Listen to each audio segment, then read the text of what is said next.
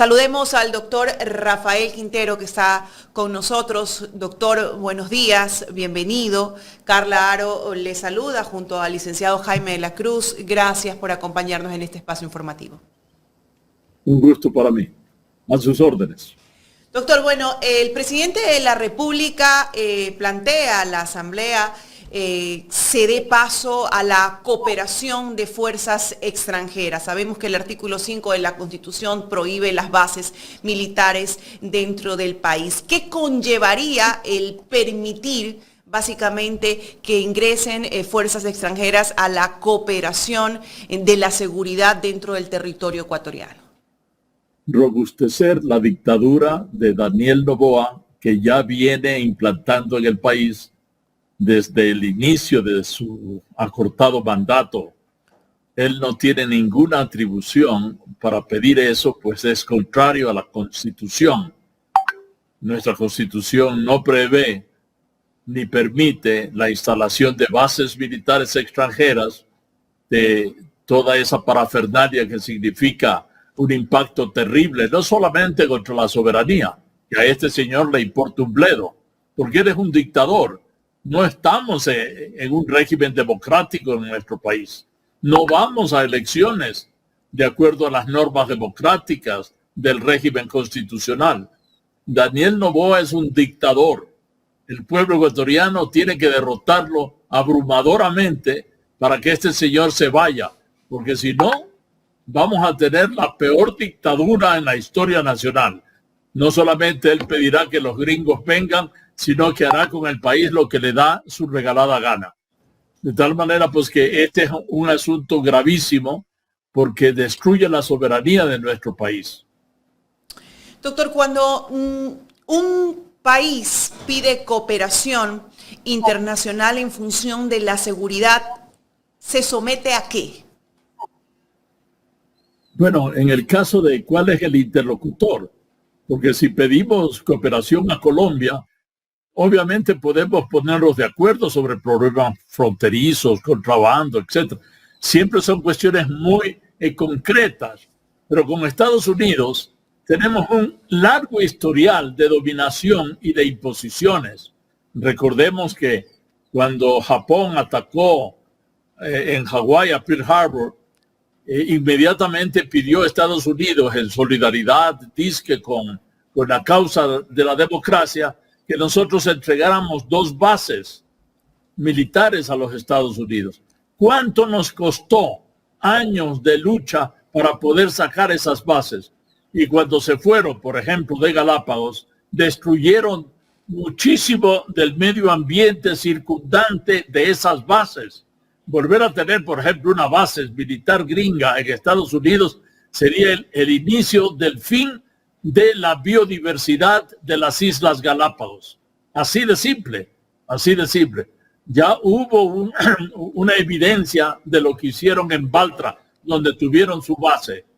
Inclusive las instalaciones, edificios, las construcciones que habían hecho, no quisieron dejarlas intactas para uso de los ecuatorianos ahí, de los militares o de los conservacionistas. No, ellos destruyeron todo y lo echaron al mar, carros, volquetas y quién sabe lo que tendría ahí. Por otra parte, Estados Unidos utiliza mucho la energía atómica. Introducir energía nuclear en Galápagos sería realmente devastador. Por supuesto. Eso, totalmente. De tal manera, pues, que es una locura lo que está haciendo este gobierno.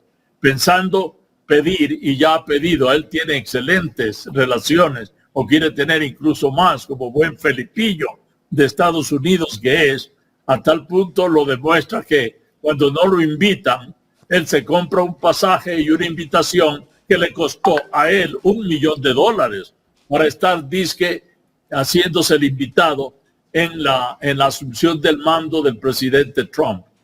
Cuando no le invitan, él se invita y paga por invitarse.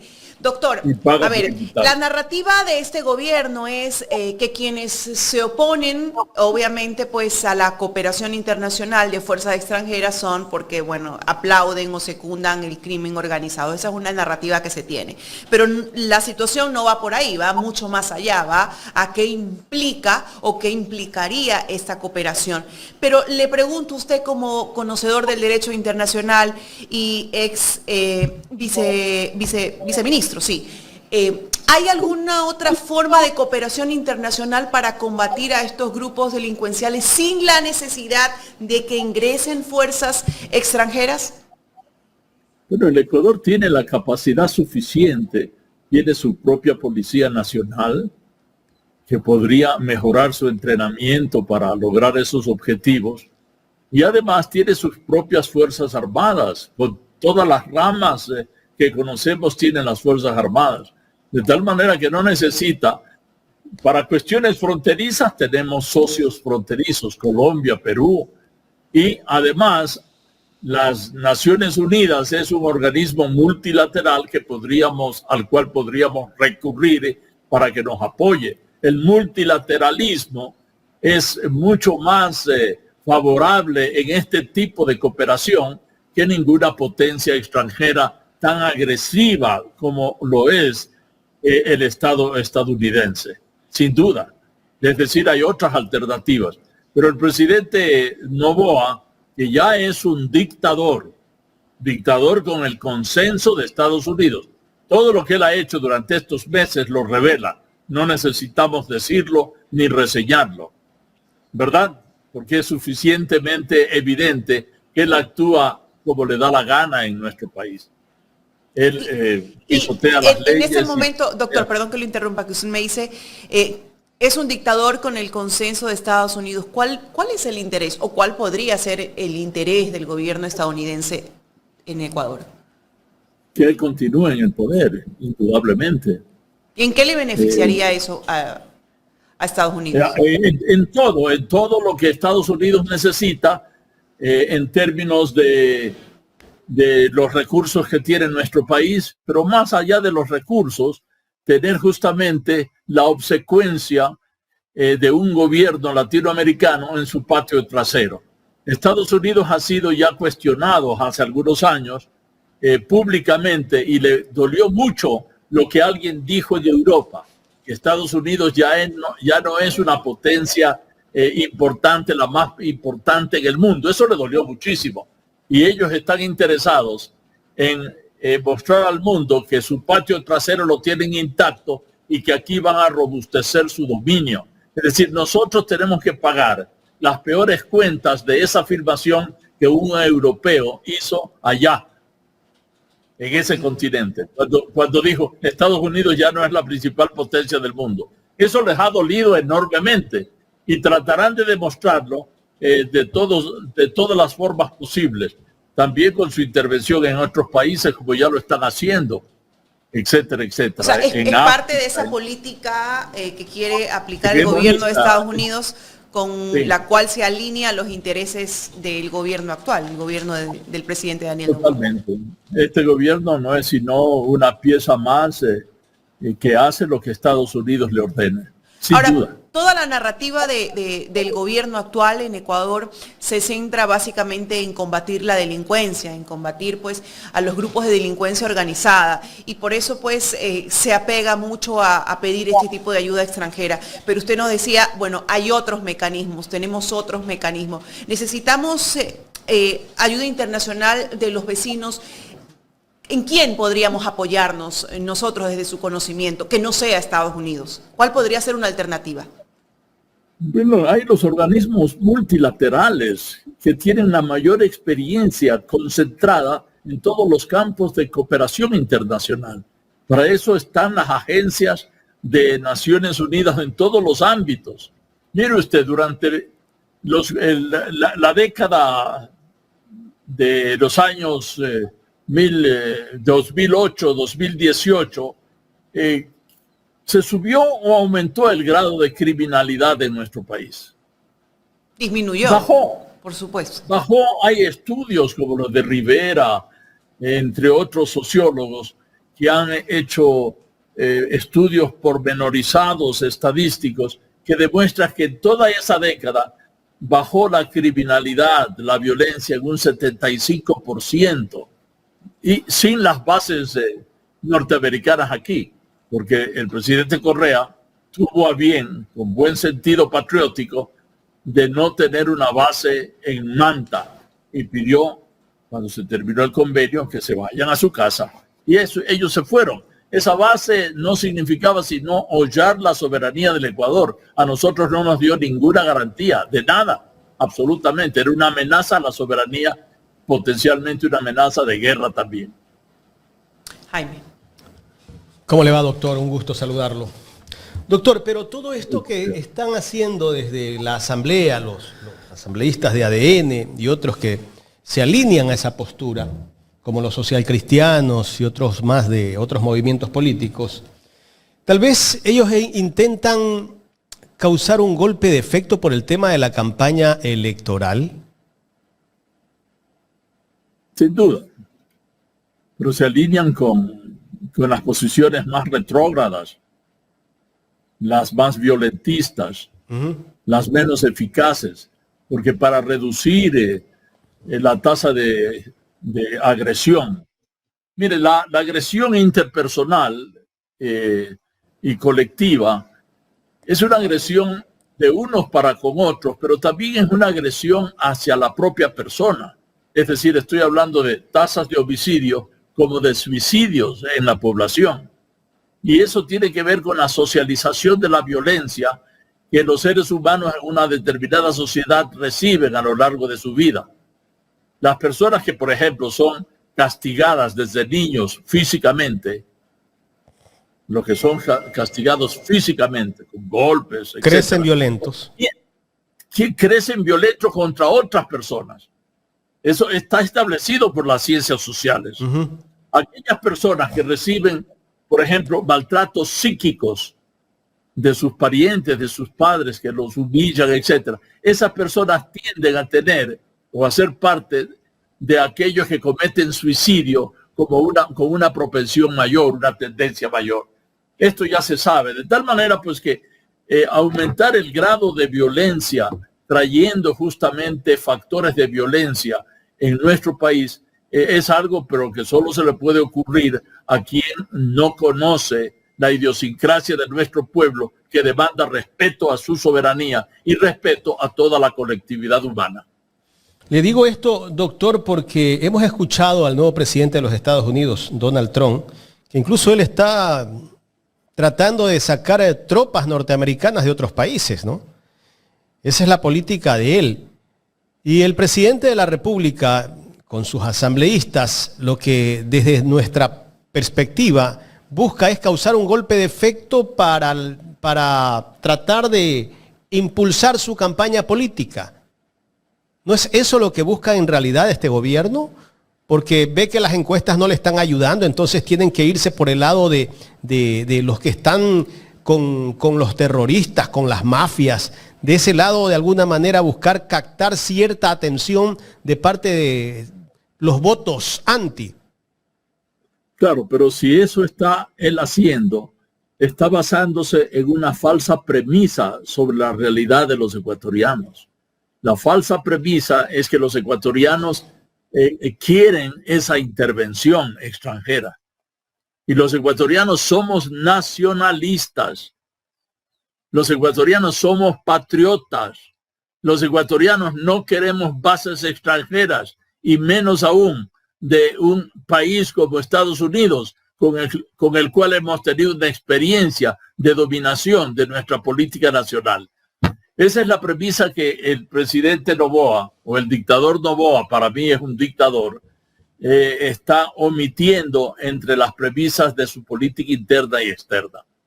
Y es falso. Por eso él se va a equivocar.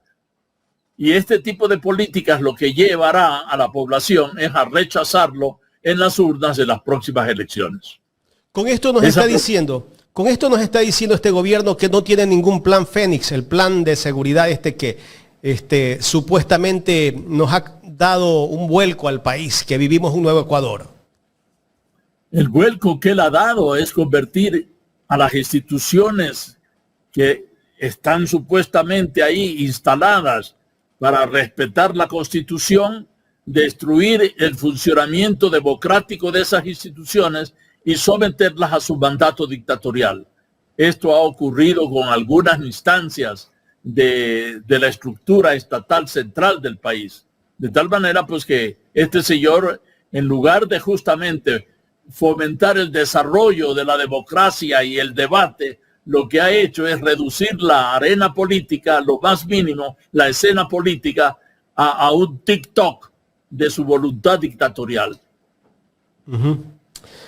Y además que ellos lanzan esta campaña de traer fuerzas militares extranjeras, pero no han presentado el plan, pues tampoco. Nadie lo conoce. ¿Cuáles son los países interesados que van a venir a darnos o a ayudarnos en el tema de combate a la inseguridad en el Ecuador? No hay ningún plan, simplemente esto es causar un golpe de efecto, vuelvo a repetirlo, esto es un golpe de efecto para afectar una campaña política. Sin duda, sin duda. Usted tiene toda la razón en ese análisis y es la demagogia más barata que hayamos escuchado en las últimas campañas electorales. Es lo más vulgar que se ha hecho en una campaña electoral. Hablar de un plan Fénix inexistente y de una política de seguridad que solo depende de lo que diga el Pentágono. Aquí vienen los representantes del Pentágono.